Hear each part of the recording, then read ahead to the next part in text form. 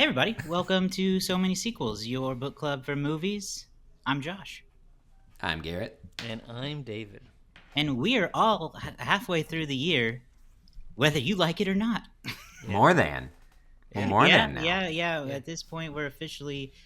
I don't remember what it's called, but I follow one of those accounts on Threads or something that has like a little meter, and it shows you how much of the year you've gone through. And it was like 50% of the year, and I was like, what? Right at it. When Don't did that let that happen? get I to swear you. it was I just know. Christmas. I know. Yeah. But that since it's halfway through the year, this week we're going to be doing our mid-year review. So get excited for that coming out later this week, hopefully. Be sure you subscribe to the show on YouTube or wherever you get podcasts. You can go to somanysequels.com and find all that good stuff. But what we're going to be talking about on this episode is just all of the stuff going on in the movie world this week. Past couple weeks, I guess. And it's been a lot. Before we get into that, let's talk about what we've been watching and catching up on ourselves. David, you watched a movie new to streaming that I talked about a few months ago, which was the new Looney Tunes movie, The Day the Earth Blew Up. Yeah, this just dropped on streaming, and starring Porky Pig and Daffy Duck, and for whatever reason, it didn't entirely work for me. Like, I enjoyed aspects of it. There were a lot of fun gags, and there was a lot of fun bits, and I did think that the voice actor Eric Bauza did pretty good with elements of being Daffy and Porky. He was both. I just kind of felt like there was like a to be vague about it, there was a second ending that I just kind of felt like dragged things a little too long, and I just kind of found myself kind of waiting for the end at a certain point. I was like, okay, how much longer is this going to go on? Because it felt like it reached a natural conclusion and just kind of kept going for a while. So something about that didn't work, and something about I kind of wish they had just kind of stuck with like one real through line, because it felt like they were bouncing around at times. That said, I fully support this type of movie being made, and I hope they make more Looney Tune animated films, because the Looney Tunes are a icon of cinema, and they should remain a part of the cinematic landscape, in my opinion. I really don't want to see them go out of style anytime soon, personally. I will say I enjoyed it better than Space Jam: New Legacy, so there's that. So, but I don't know. Something about it didn't really click all the way for me. And I'll leave it at that. Okay. I enjoyed the movie. Yeah, but even you didn't give it like 5 stars. No, I'm not going to give a Looney Tune movie 5 stars. It's probably just Unless it's Space Jam. Well, maybe the original. No, you know what I want to do? I want to see them do. There's all this crap going on with Warner Brothers as usual, because they're who's running it? Who's to say? Mm-hmm. I don't know. Mm-hmm.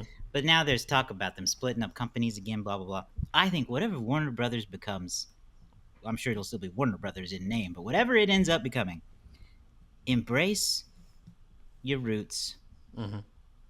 Go back to that classic WB logo people loved. You're already going back to HBO Max. Thank you for admitting that mistake.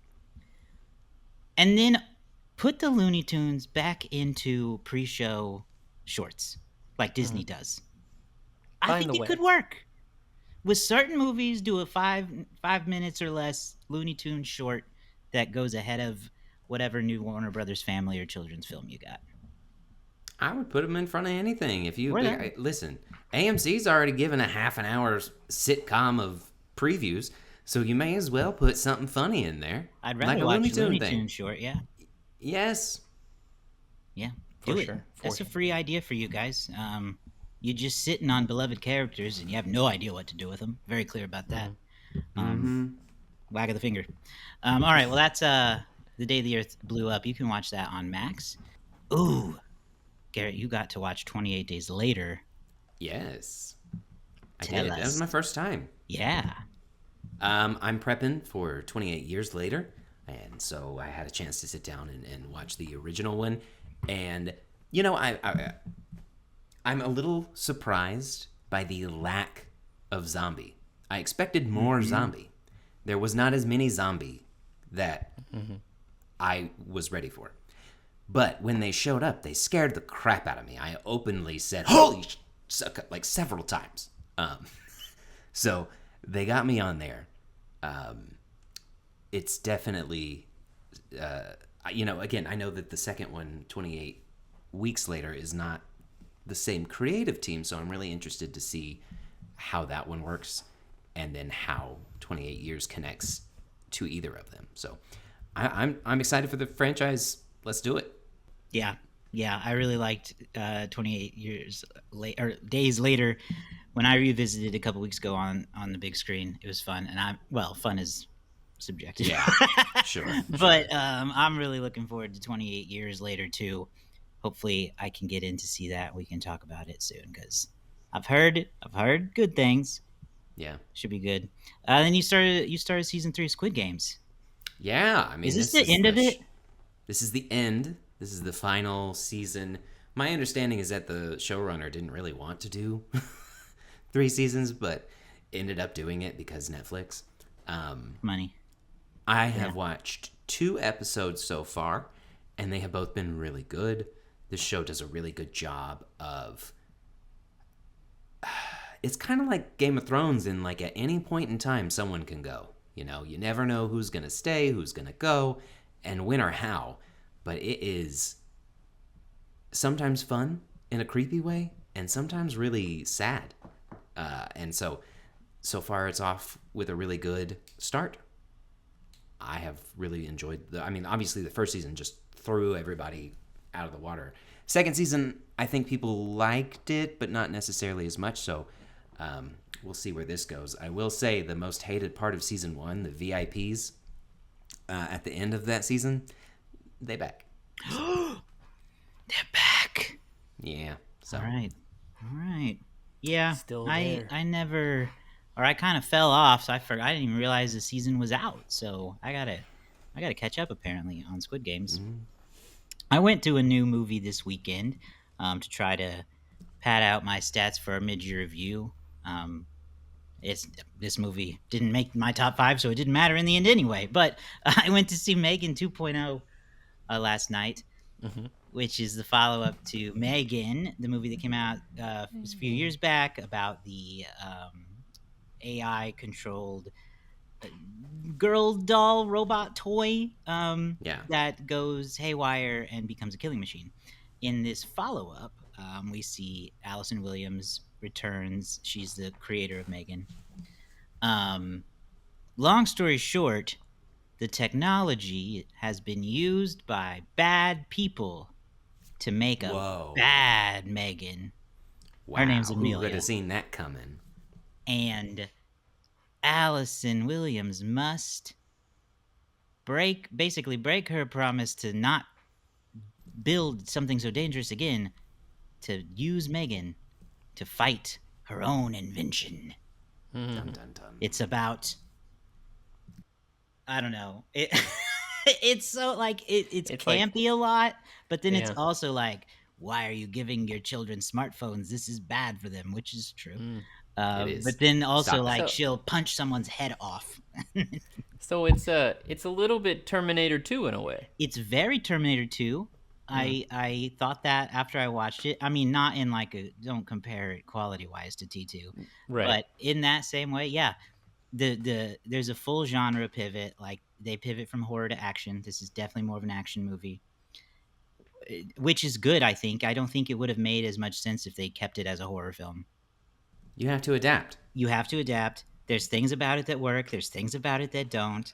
But all in all, I still laughed a lot. Like it still maintains a lot of the humor of the first one with its campiness. It moved enough of the story to be like, all right, I'm down to watch this robot fight this other robot. Let's see how this goes. So I think I ended up on 3.5 stars for Mithrigan 2. It was all right. Sweet. It was. Yeah. What can I say? I love that first one, so I'm very excited. I listened to another podcast review of it, and they said the same thing about the genre pivot, and so I'm very excited to see how they change it up. Yeah, there's still some creepiness to it, but it's a lot more like. I'm even thinking about it, right? Like, real time. It's almost like a team up movie where they assemble a team and they gotta. The robot is Megan is the star of the team, and she has to go out and fight people. Megan 2.0 in theaters now. All right, well, that's what we've been watching this week. Let's get into some of the news of the week. Been a lot of it lately. Yeah. I think just the first one to kind of brush on is this new list floating around from the New York Times has released their greatest movies of the 21st century, their top 100. People voted on this. I don't, New York Times readers. I don't know what that means. I think it was open to non-New York Times readers. I don't know if you had to have an Probably. account or not. But Matt, So- I think some of our Discord members voted on this. Yes, for sure. Go read that list. The whole thing's out now. If you haven't seen that yet at the New York Times, I'm sure we will probably post it on one of our social channels. But we've covered some of these movies. I was impressed to see we are not just sequel drivel on this show. In fact, Not I don't know if anymore. there's any sequels on the list. I should have checked that Good call. beforehand, but We should have thought I about don't that. think there's any sequels on the list. But we have covered, I believe, 15 of these movies. Not too shabby, I don't think. There are several films that inspired sequels, but We kind of scrolled through this as a group activity before we started recording. Was there any movies there that stood out to you as what is this doing here? Because I had a couple. I'll tell you. I feel like I could make a case for most of these. I haven't seen all of them, obviously, but I do feel like I see how a lot of these have been influential throughout the 21st century, or inspired other ones. There might be some movies that I'm not a personal fan of. Like I don't love Phantom Thread, and I don't like necessarily that, but I know that I'm in the minority on that. So I think it's a pretty solid list. They went wrong in one major direction for me. what's that?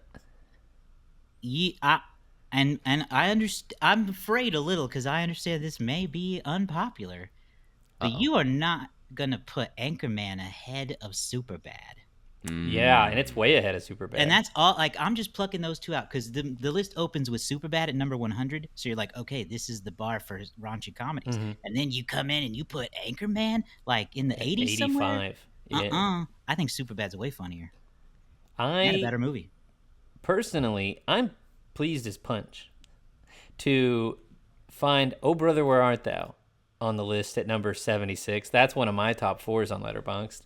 Nice. Love that movie, and I'm also really surprised, honest, and I'm a little surprised that Ocean's 11 made it on the list at 71. I love Ocean's 11. I kind of thought that I might be, and I know a lot of people like the Ocean's movies, but to see it make so many people vote and put it in the top 100 movies since the year 2000, I was quite happy to see that personally. There's another Coen brother movie on there, Inside Llewyn Davis, and I was a little Yes. surprised to see that one on there because it's one that I feel like people haven't seen, and then a lot of people that I know don't like it. I loved it. I thought the soundtrack was great. I mean, it's an introduction, basically my biggest introduction to Oscar Isaac at the time, and he was. I mean, it was such a good, interesting movie. I haven't seen it in a very long time, but I listen to the soundtrack often. Yeah, it's a fantastic soundtrack. It's a great movie, kind of an underrated even amongst Coen brother movies. So to see it make the list, it's one of 4 Coen brother movies on the list. I'm double checking. So so real quick though, let's talk about let's talk about the top 5 of it. Number 1 is Parasite. Number 2, Yeah, that makes Mulholland sense. Drive. Number 3, There Will Be Blood. Number 4, In the Mood for Love. And number 5, Moonlight. What do you guys think about that top 5? I have not seen In the Mood for Love, so I cannot comment on that one. And gosh, I can't argue with Parasite. I just won't. I think it is one of the best movies, if not the best movie of the 21st century. Maybe the most deserving Best Picture winner in the last century as well. Mulholland Drive, great movie. There Will Be Blood, great movie. Moonlight, great movie. The famous Oscar thing there. Can't really complain about it. Really No, can't. I haven't. Really, I've only seen 2. I've only seen 1 and 2. I haven't seen There Will Be Blood or In the Mood for Love or Moonlight. And I don't think you can really make too big of a stink about any of the top 10. Number 6, you have No Country for Old Men. Number 7, Eternal Sunshine of the Spotless Mind. Number 8 is Get Out. Number 9 is Spirited Away. Number 10 is The Social Network. Honestly, I think you could arrange this top 10 in any order, and you would be fine. Like, you're going to have some people who prefer one thing over the other, but I think this is a really solid top 10 for your top, of the last 25 years. Yeah, I think so. We'll have to make the So Many sequels best movies of the 21st century. And the top 2 are the grown-ups. Don't put that Grown-ups pressure wanted on me. to. Grown-ups wanted to. Yeah. What else would be on there? Hot Frosty. Not for us. Oh yeah. Let me run down a few stats for you real quick from this list. Yeah, do The that. most, Move on. Yeah, the most represented year is the year 2000, Okay. with 9 films. The most common actor. Do you guys want to take a guess at this one? What actor do you think appears in the most movies on this list? Samuel L. Jackson. Oh, what a great guess, but no. Dang it.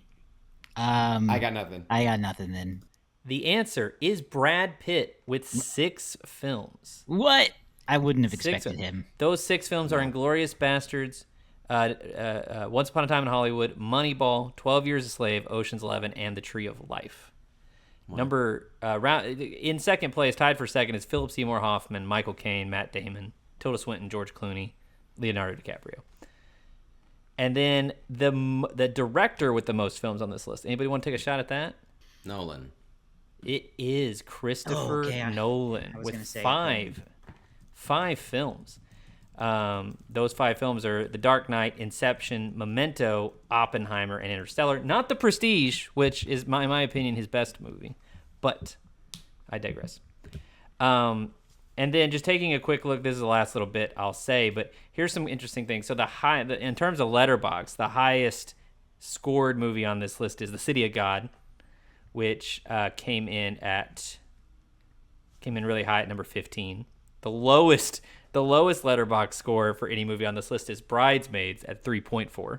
And that's one I won't fight about in terms of the raunchy comedies. I'm okay with that one being ahead of Superbad, but not Anchorman. Now, here's an interesting one. The oldest movie on the list of these 25 years is Gladiator 1, which came out May of 2000.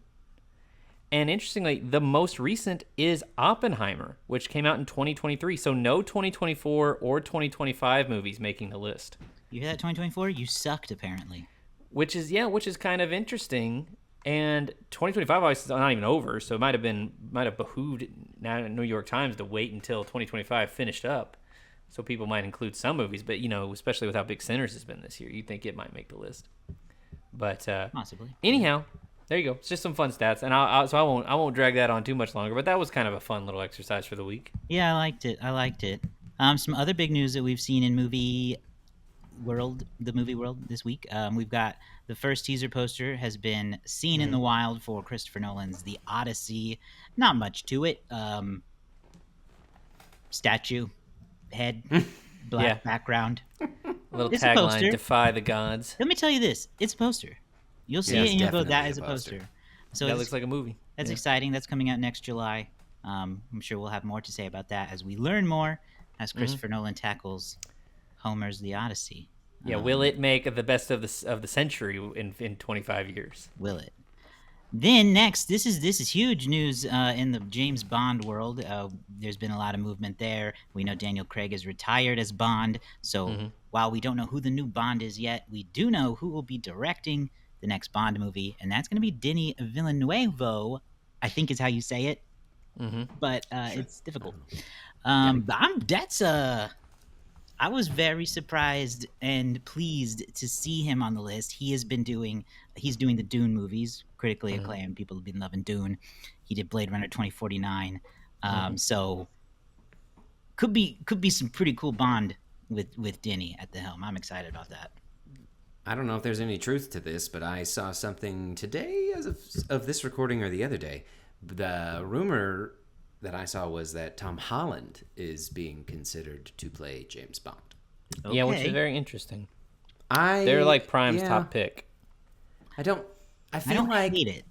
I don't hate it, but it's one of those things where, remember when Chris Pratt was just in every action movie? It's kind of getting that way with Tom Holland. Like, he's in Uncharted, he's a Spider-Man, he is gonna be Bond. It's just, maybe we need to hold the reins on Tom Holland so he doesn't just overwhelm us. I think if it'll be Tom. I think if it's Holland, I think he has to stop doing Spider-Man soon. Yeah, Because I don't think I would agree. you can't be Spider-Man and James Bond. Because then, you're gonna hit this Chris Pratt level of like you're everywhere, and now people don't like you anymore because you're everywhere. it's really going to depend, I think, on how long it takes to make this first movie. Is going to be one aspect of it. If it takes, like, if this movie doesn't come out till 2028, or 2027, there's going to be a lot of Tom Holland between now and then. They said they wanted a younger Bond. I think he's 29, or maybe he's 30 something. I don't know how old Tom Holland is at this point. I think it is kind of tough because, it's funny. I always used to rail against the idea of typecasting because a lot of, like, really good actors would not get movies afterwards because studios were like, nah, people will only see you as this character. And I was like, man, that stinks because they were a good actor. They could have been in a lot of good things. But yeah, it's going to be kind of hard to see Tom Holland in the James Bond role, I think, at least to start. But then again, it'll be interesting to see what Denis' vision for how the Bond movies look is, and that might go a long way to making this work. I think that Holland's got the capability of doing it. It's just whether or not the material is going to be good enough. It's gonna be Chalamet. I was just thinking it's gonna be Chalamet because of the Dune stuff, and he's got to muscle up a little bit, and he doesn't have an iconic character that he's tied to in like a sequel sense. He's so Dune much. guy, right? Like he's the Dune guy, but no one's like, what is his name? His name is Paul. His name is can't Paul. be an Paul iconic Atreides. character with Like, the name Paul. Nobody's like, oversaturation with the Paul Atreides guy. Like, it's just not the same. Not gonna happen. It's interesting though, but I don't know. Amazon may care way less about this, but there was a point in time when they would never have cast an American to play James Jeff Bond. Bezos is going to cast himself because he owns it now, and that's the only way that he can feel good about himself is I'm Bond. He's Blofeld with the like head this. and everything. Yeah, Dr. Evil. No, Bezos. Yeah, he is. I think probably just this close to being Dr. Evil. Without question. I mean, he's got the dick rocket already. So he's building the the Johnson rocket. Like it's all there. It writes itself. All right, yeah, that'll be exciting to see who is chosen to be the next Bond, but should be cool. Another big sequel news is the Social Network 2. Right. Yeah. Loosely calling it that. My understanding from what I've read is this is not like a direct sequel, so to speak, but it is Aaron Sorkin returning to write the script and direct this time, apparently, not David Fincher. But this is supposed to be about the Wall Street Journal's Facebook Files reports that came out, I think, in 2021 about Facebook's influence on elections worldwide, on other things happening worldwide. So, people have joked for years that there's tons of material for another social network movie. I think when the first one came out, the whole thing was like 500 million friends, and now they have like 3 billion people on that freaking app. It's amazing how much it's grown. So I'm excited for this one. I like Sorkin. We don't know anything else, though. We don't know, like, is Zuckerberg still going to be Eisenberg? I doubt it. Oh, he's got to be. But here's why I think he's not. You can find interviews of Jesse Eisenberg being like, I don't like being associated with him. Yeah. True. I don't want get that to be a thing. Yeah, I understand that, but I don't think there's any way else that he could. And also, I would say, based on the level of hard, crazy change that these boys are going through, and Jeff Bezos and this guy, what's his name? Mark Zuckerberg? I literally forgot. Mark Zuckerberg! Yes, see, I don't care about him enough to remember his name either. But, they're just little men children, right? And they've gone, way hard into, I used to be a nerd, now I've got a muscle. Now I fight in my own gym I built in my Hawaiian island. But I would encourage everyone to go watch The Art of Self-Defense. It is streaming on Hulu, and it is a satire of toxic masculinity, and it felt like a sequel to the Social Network before this one was announced. So I would highly recommend, because it's Eisenberg, and it's just very funny based on where Mark Zuckerberg ends up.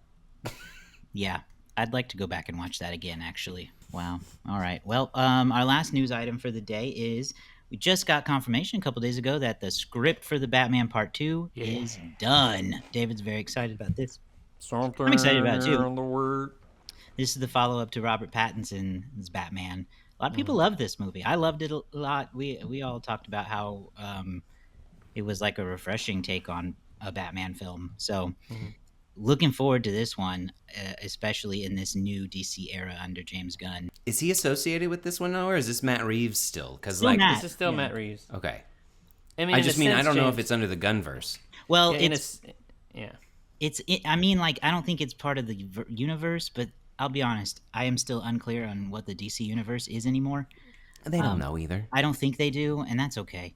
But it is under him as the studio head. Yeah. Like he's like approving it and all that stuff. But Yeah, I don't think it's part of the connected. They tried to create an apparatus so that nerds could, understand it, where, like studio heads, they really don't care about this type of thing. But so James has his universe. It's going to be his Superman and his Batman and all that stuff. But then they also are greenlighting these things that they're going to call Elseworld stories that are more self-contained, their own thing. And that's what Matt Reeves' thing is. This is Matt Reeves' little Batman universe. James will have his Batman that's a different take or a different style. And just imagine if the MCU was doing its thing, right? And you're like, hey, these are the stories, these are the main MCU stories. But we also want to greenlight some like R-rated or darker MCU stories. Like we want to do a Punisher movie. We're not going to put the Punisher in a scene with Iron Man, but we'll make like a cool Punisher movie that people will be into, or Blade or something like that. That they could put into like a universe where they don't have to worry about continuity. They don't have to worry about, Wish they would have thought of that. Crossing, and maybe they did, and maybe that's where James got it. I don't know, but here we are. And I think it is a good idea, and I think that is the future of how they're going to end up doing this stuff. And it means we're going to have more than one Batman at a time, which is a little bit probably upsetting for some people. But shouldn't be. I'm not going to care. I get People are more dumb. Batman for me. People. I would dumb. love to be able to Listen, go to a Batman for me, and then also be able to show one for my son. We live in a world. I mean, yeah, we live in a world where there are 900 different pieces of the same thing being created by 8 different people. It's ridiculous. So half of it's AI. No, it's not half. It's a little more than that now. But sorry, this is my grandpa rant. But You kids I and don't your even know. phones. Yeah, pretty much. I don't even know what. Somebody else talk. I don't know. But I'm excited. We don't know anything about it. We don't know any real details. Don't know who the bad guy is going to be. Actors, we really only know Robert Pattinson and Andy Serkis is coming back. I had to remember Andy Serkis' name. He played Alfred in the first one. Anyway, we know that they're back.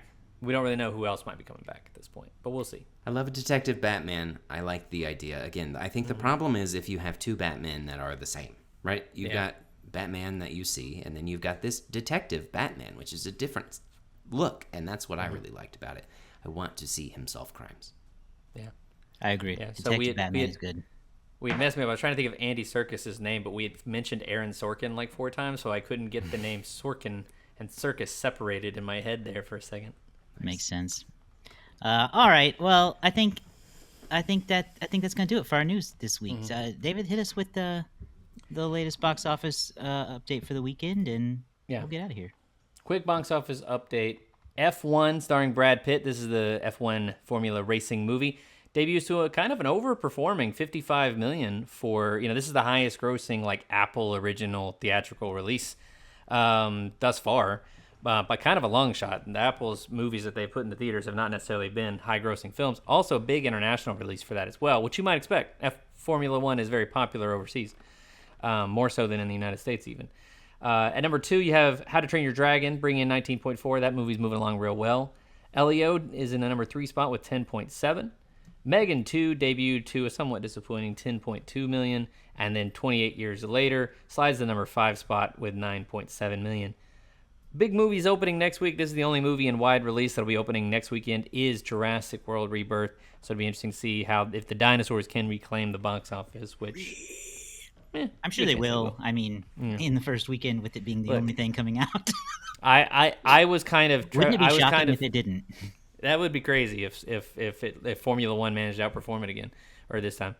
I was a little bit like wishy-washy on whether or not I wanted to see Jurassic Park until they had a tie-in with the Thunder and Gilgasaurus and all that. I was like, okay, all right, We love all the right, you got my, Gilgasaurus.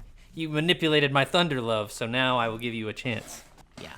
Let's just hope the Thunder didn't tie themselves to the wrong movie. The Oh, movie tied themselves to the right team. Yes. It's still another championship to win when the box office hits, I guess. All right. That's going to do it for us on this episode. Thanks for watching or listening. If you enjoyed it, go subscribe on YouTube or wherever you get podcasts. You can go to somanysequels.com and find all stuff about us there. We will see you guys next time with our mid-year review. Bye.